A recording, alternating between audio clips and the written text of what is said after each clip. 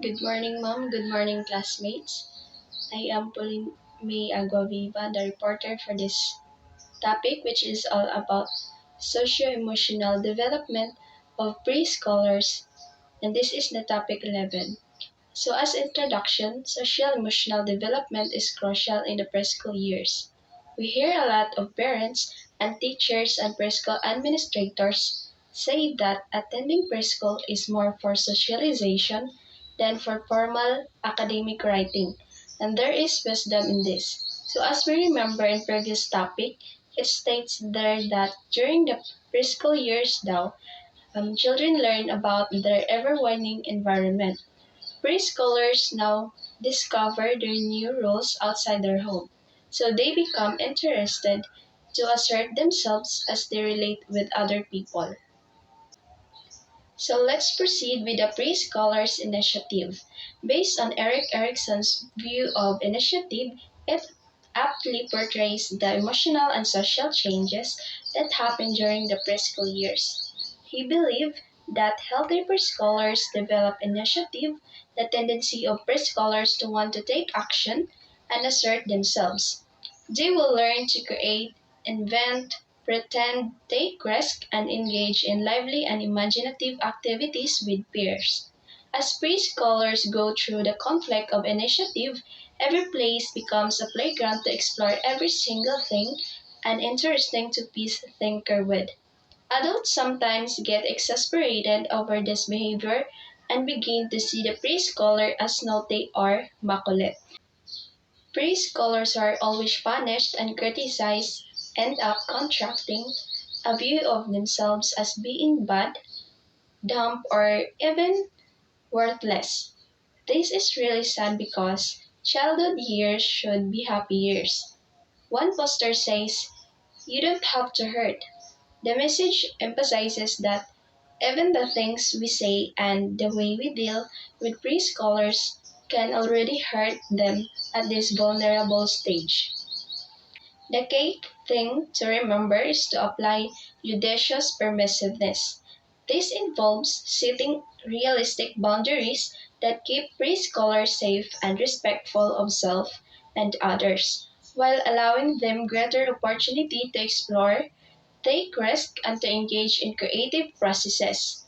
Preschoolers will develop a healthy sense of initiative in affirming, encouraging, and stimulating environment. And let's proceed in the self-concept and the pre-scholars.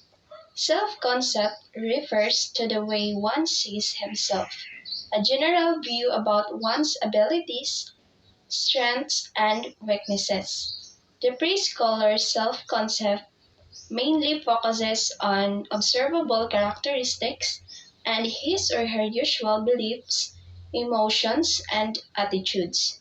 Like for example, one will hear a pre-scholar say, "Kaya ko na, ako lang nagsuot ng shoes ko." So it means that she or he has the ability to do the task. And the most important aspect of self-concept is self-esteem, which specifically refers to one's judgments about one's worth. Preschoolers are naturally positive. Usually, they will tend to evaluate their skills high and underestimate the task. And the next is the environmental factors and gender in the preschooler's socio-emotional development. As the preschooler's ability to create schemas develop, they become capable of gender typing. It is the process of forming gender rules, gender-based preferences, and behaviors accepted by society. They become to form gender stereotypes. Preschoolers begin to associate certain things like toys, tools, games, clothes, jobs, colors, or even actions or behavior as being only for boys or only for girls. Consequently, they form their own gender identity. This is the view of oneself as being masculine or feminine. Gender typing and gender identity are influenced by environmental factors such as the family, teachers, peers, and the mass media. Differences in parental expectations and behavior towards daughters and sons affect gender typing and gender identity. More often, boys are expected to show more emotional control and be more competitive, while girls are expected to be warm and soft and demure. Parents also expect their children to play with toys that are right for their gender. Like, for example, a toy with pink color is for girls and a blue toy is for boys. So that is what we call gender typing and identity. Next is the parting stages of play. Mildred Burney's Parting Newhall was a theorist that developed the theory of play in the 1930s. She did a study on children's play behavior, which lead to parting stages of play. Play is the main agenda of the preschoolers, and it has a social dimension. As the preschooler develops, social interaction with playmates increases. The stages describe the play development of children and the gradual increase of social interaction as they go through these stages. Play becomes an important venue for the child's development of social skills like entering or play situation, taking turns sharing, helping, saying sorry, and working together. It is indeed the child's major business. So there are six stages of play according to Party. They are unoccupied, unlocker, solitary play, parallel play, associative play, and cooperative.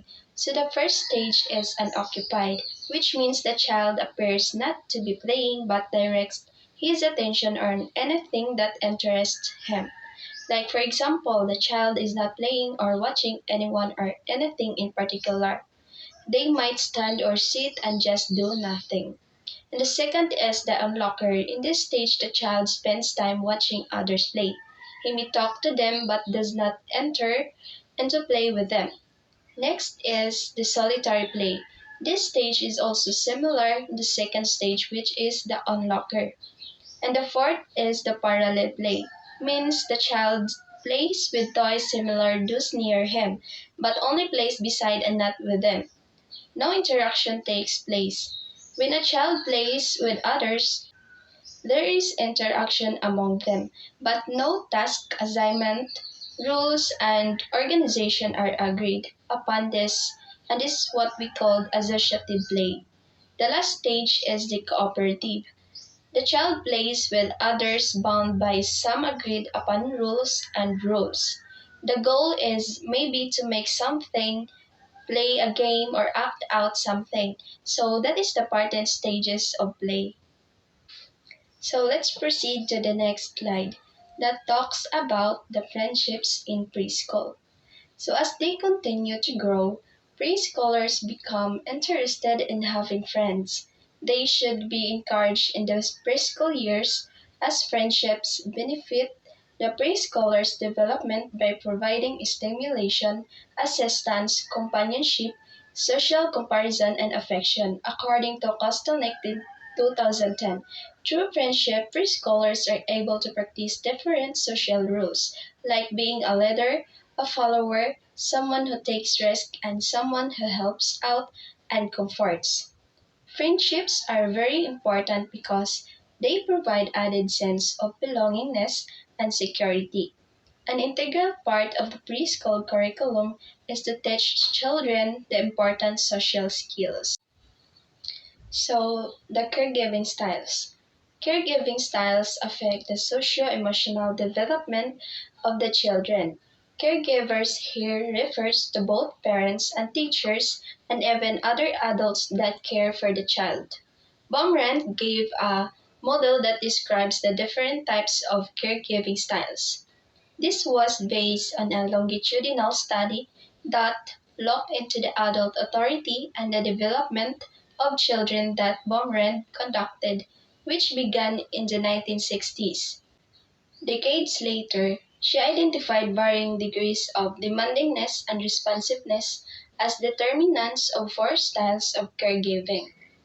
Marion 2007 expounded on these determining factors. So responsiveness refers to caregiver behaviors that pertain to expression of affection and communication. It refers to how warm, caring, and respectful the adult is to the child. It involves open child communication and the willingness to explain things in ways that the child will understand, while demandingness refers to the level of control and expectations. This involves discipline and confrontation strategies. So, this is the four parenting or caregiving styles of Baumrind: the permissive, authoritative, authoritarian, and negligent. And that will be all.